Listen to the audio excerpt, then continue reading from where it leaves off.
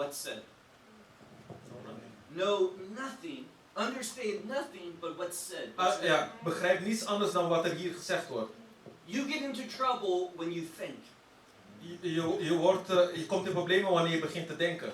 This is how I approach the scripture. En zo benader ik de schriften. I stop thinking Ik stop met denken.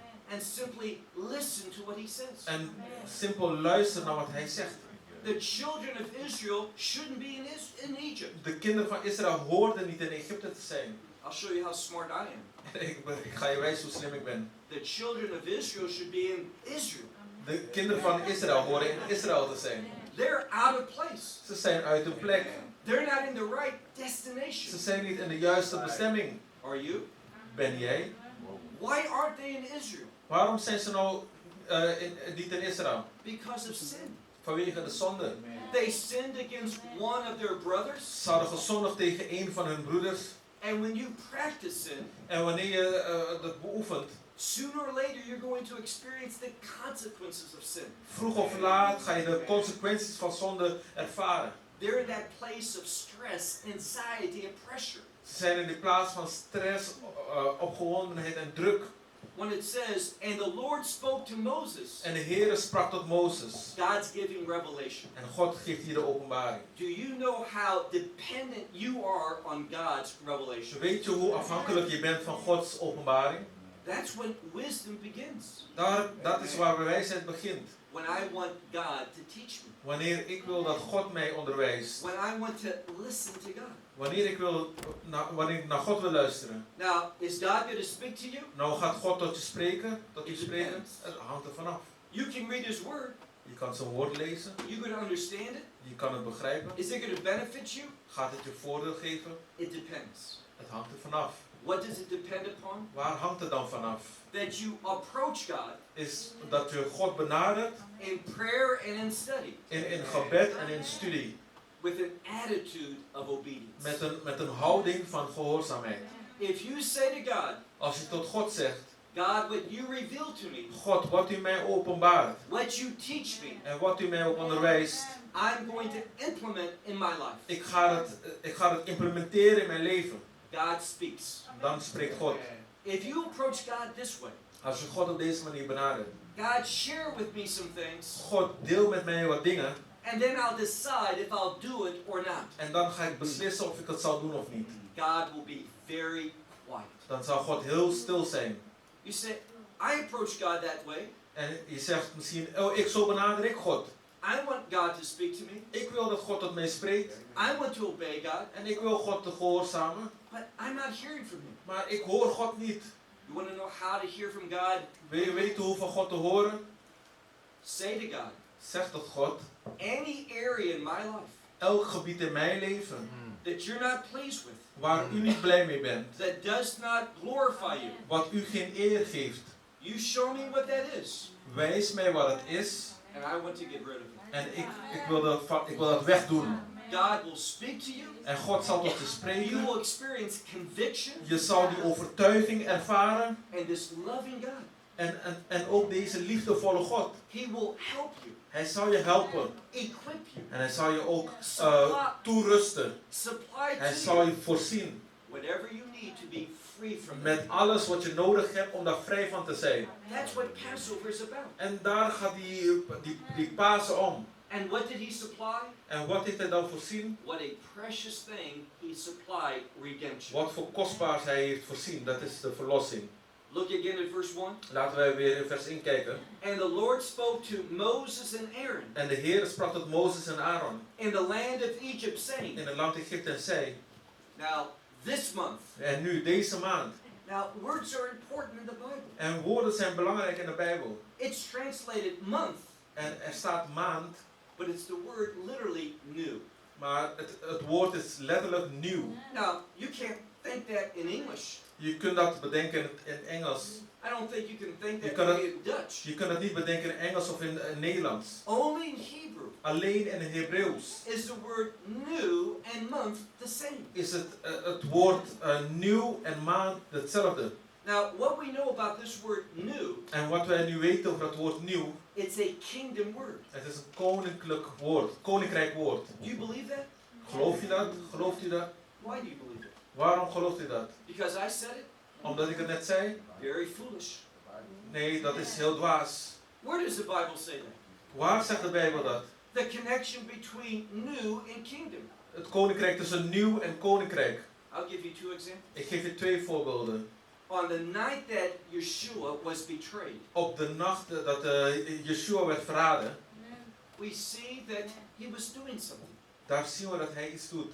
He was having a meal with his disciples. En hij had een maaltijd met zijn discipelen. And when he took the cup after the supper, En toen hij die cup nam naar het maaltijd. now everything in the scripture has significance. En nu alles in de schrift heeft een betekenis. He took the cup after the supper. En hij nam de cup na de maaltijd. That's the third cup. Dat is de derde cup. That's the cup of redemption. Dat is de cup van verlossing. And in speaking about redemption, En het spreken over verlossing, which gives us a kingdom hope, wat ons een koninklijke hoop geeft. he says, this is the new covenant in my blood. Hij zegt, dit is het nieuwe verbond in mijn bloed. Not just any covenant, Niet gewoon zomaar een verbond, a new covenant, maar een nieuw verbond. a kingdom covenant. Dat is een koninklijk verbond. In his blood, En in zijn bloed, that's that payment, that first part of redemption. dat is die betaling, het eerste deel van verlossing. The second part, where we see Het tweede deel, redemption waar or wij- kingdom and new coming together, Waar wij verlossing en nieuwheid samen zien, is in the book of dat Revelation. is het boek Openbaringen. The book of Revelation is a book of vision. Het boek Openbaringen is het boek van visie. John received a vision. En Johannes die kreeg een openbaring. He saw a new heaven and a new earth. En hij zag een nieuwe hemel en een nieuwe aarde. New heaven, new earth. Nieuwe hemel, nieuwe aarde. And he says it's the new Jerusalem. En hij zegt over het nieuwe Jeruzalem. The new Jerusalem is the final kingdom. Het nieuwe Jeruzalem is de einde koninkrijk. So new is a kingdom word. Dus nieuw is een koninkrijk woord. When he says this month is for you. Wanneer hij zegt deze maand is voor jou. Now many Bibles don't say for you. En nou, vele Bijbels zeggen niet voor jou. Many simply say to you. Maar velen zeggen naar jou. But better understood with the concept for you. Maar begrijp beter het concept dat het voor jou is. Everything that God does to humanity, Want alles wat God doet voor de mensheid, he naar de does it mensheid, for humanity. hij doet het voor de mensheid. How can I be so sure of that? Hoe kan ik daar zo zeker van zijn? What does God need? Wat heeft God nodig? What does God lack? Waaraan heeft God gebrek? God's perfect. God is perfect. He's sovereign. Hij is soeverein. He's got all power. Hij heeft alle macht. He's got all knowledge. Hij heeft alle kennis. That's the biblical God. En dat is de Bijbelse God. He doesn't do anything for himself. Hij heeft niets voor zichzelf nodig om te doen. Anything he instructs you to do, Alles wat hij de instructie geeft om te doen, it's so that he will bless you. dat is zodat jij gezegend wordt That you door can hem. experience his love. Zodat jij zijn liefde kan ervaren. See, the fact that God loves you is not what's significant. En het feit dat God van je houdt, dat is niet wat het meest bijzonder is. God loves all people. Want God houdt van alle mensen. And many of the people that God purely loves En vele van de mensen die God echt puur van houdt, are going to hell. die gaan naar de hel. What's important is this, Wat belangrijk is dit. that we become recipients of his love. Is dat wij ontvangers worden van zijn liefde. And that's only through redemption. En dat is alleen door de verlossing. That's only through a kingdom covenant. En dat is alleen door het koninklijke verbond. Look now at verse 2. En laten we kijken naar vers 2. And this month is for you the head of the months. En deze maand is voor jou het hoofd van de maand. He's speaking about a new month. Hij praat hier over een nieuwe maand. And he says it is going to be the first for you. En hij zegt dit zal het eerste voor jou zijn. 2 times he reveals in this passage of Passover. En 2 keer openbaart hij hier in dit deel van Pasen. Passover, think of redemption. Pasen, denk dan aan de verlossing. Messiah came as redeemer. En de Messias kwam als een verlosser. Not for himself. En niet voor zichzelf. Not for his father. En niet voor zijn vader. His work of redemption was for you. En zijn werk van verlossing was voor u. That you could be restored. Zodat je hersteld kan worden. That you could arrive at that destination. Zodat je in die eindbestemming kan komen. That you could enter into the kingdom and experience kingdom blessings for eternity. Zodat je in kan gaan in het koninkrijk en dat kan ervaren. So he says it's the first month for you of all the months of the year. Dus hij zegt, dit is de eerste maand voor jou van alle maanden in het jaar. Now, I look at that word in Hebrew, year. En nu kijk ik naar het woord in het Hebreeuws jaar. Remember, Hebrew's the best language. En herinner, Hebreeuws is het beste taal. Why? Waarom? Because the word year Want het woord jaar, is derived from a verb which means to change. dat komt af van het woord, dat betekent te veranderen. When we look at this in the original language, Wanneer we dit bekijken in de originele taal, God says, I'm giving you my time schedule. daar zegt God, ik geef jou mijn tijdschema. I'm giving it for you. Ik geef het voor jou. Not just to you, but for you. Niet gewoon naar jou toe, maar gewoon wel voor jou. That you'll have newness in your life. Zodat je die nieuwheid hebt in je leven. A kingdom newness. Een koninkrijk nieuwheid. And that this month is going to be the first of the month. En dat deze maand de eerste maand is. And it's going to represent a year. En het vertegenwoordigt een jaar. What is the Hebrew word year derived from? Waar komt het Hebreeuwse woord jaar vandaan? The word change. Het woord verandering. God's doing all of this new things. God doet al deze nieuwe dingen. That's going to be done through redemption. Die gedaan worden door de verlossing. Because he wants change in your life. Want hij wil verandering in jouw leven. So that he will bless you. Zodat hij je zegent. That you can take hold of his promises. Zodat je kan grijpen van zijn belofte kan vastgrijpen. That you can receive his love. Zodat je zijn liefde kan ontvangen. And then look at verse 3. En dan kijk ik naar vers 3. Speak to all the congregation of Israel. Spreek tot de gehele bijeenkomst Now, van Israël. it doesn't really say congregation.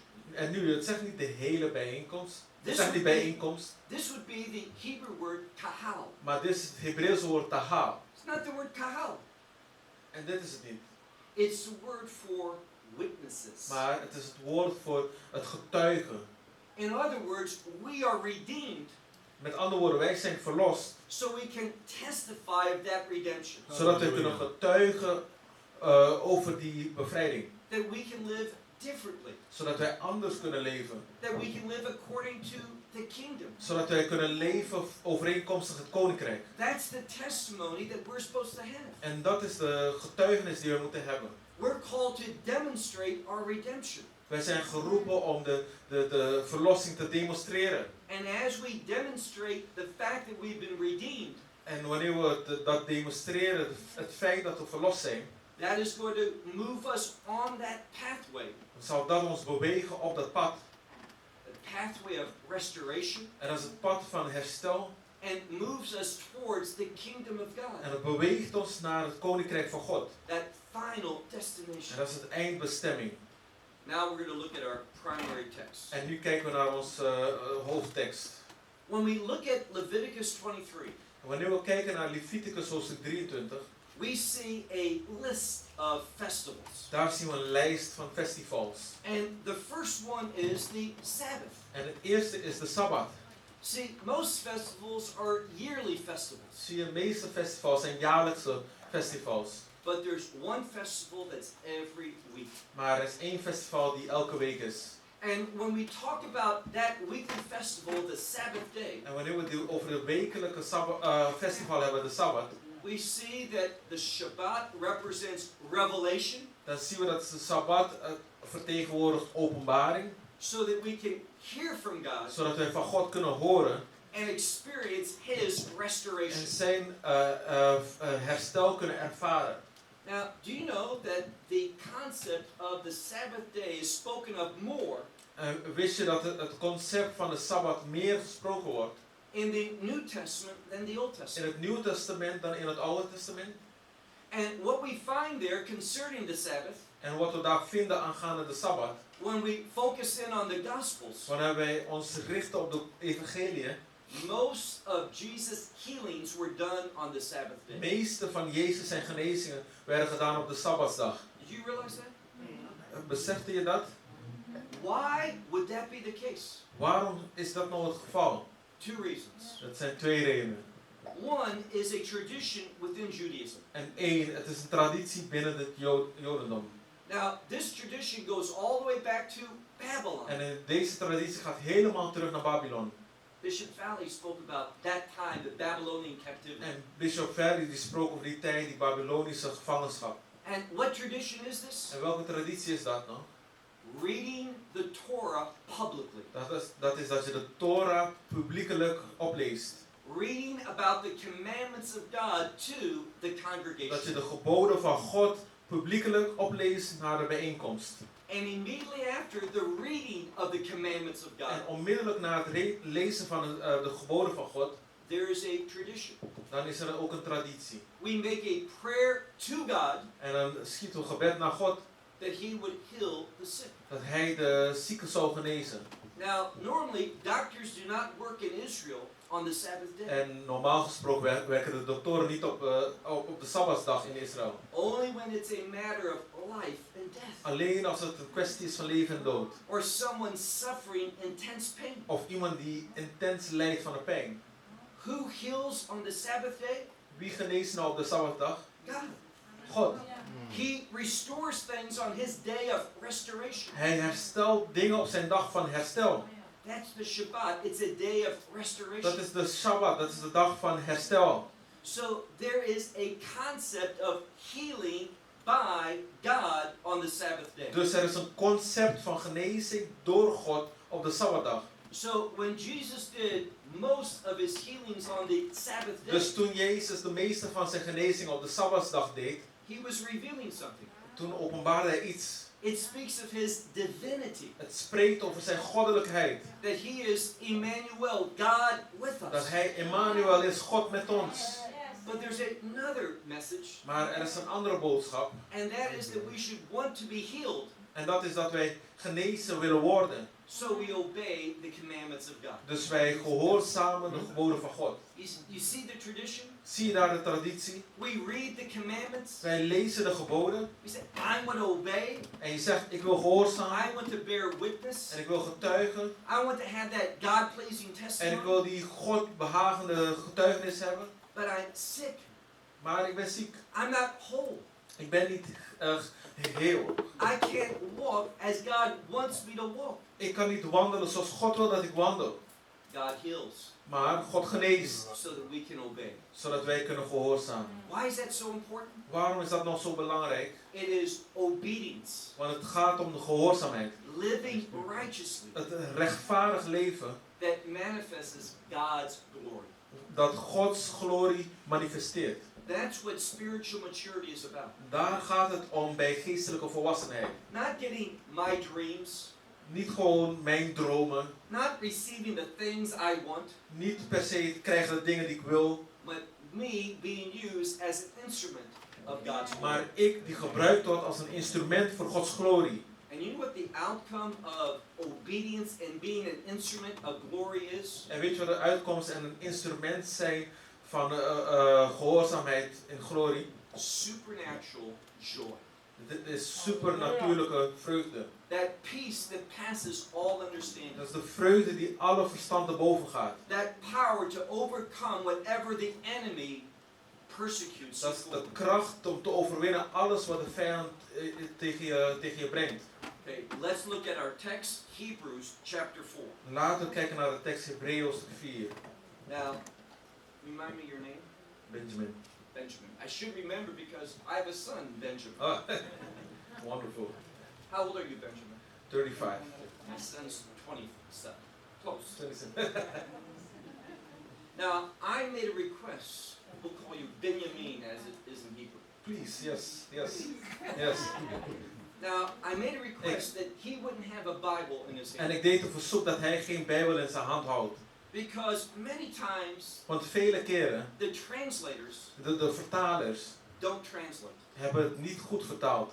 They are careless with the Word of God. Ze zijn onvoorzichtig met het woord van God. When there's things difficult, Wanneer er dingen moeilijk zijn, they try to make it easy to understand. dan proberen ze het makkelijk te maken om te begrijpen.